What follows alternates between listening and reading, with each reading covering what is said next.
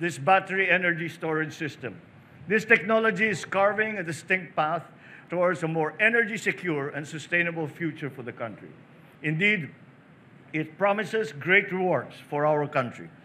Not only will we be able to generate sufficient, reliable, and clean energy, leading to more affordability of energy, and of course, generate jobs for our people, green jobs in the process. Hello everyone, this is Professor Vincent Torre Bongolan. Ayan po, napakagandang balita sapagkat pinangunahan na po ng ating kasalukuyang Pangulo ng Republika ng Pilipinas, Ferdinand Romualdez Bongbong Marcos Jr. ang inauguration ng San Miguel Global Powers Battery Energy Storage System. Ano po ba ang ibig sabihin nito?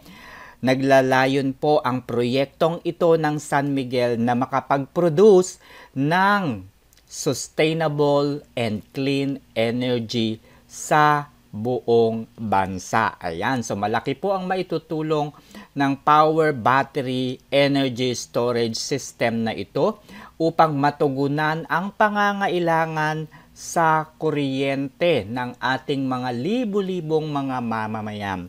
Sapagkat sa kasalukuyan ay napakarami pa po sa ating mga kababayan ang walang kuryente dahil na rin sa mahal na singil ng kuryente lalo na sa probinsya.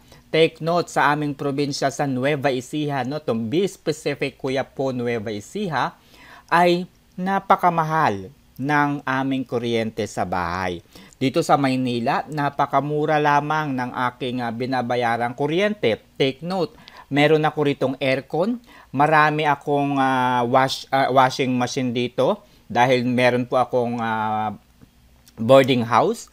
At syempre, merong rep, ayan, dalawa rin po yung rep ko dito. Meron din akong freezer at iba pang mga electric fan na ginagamit ng aking mga boarders.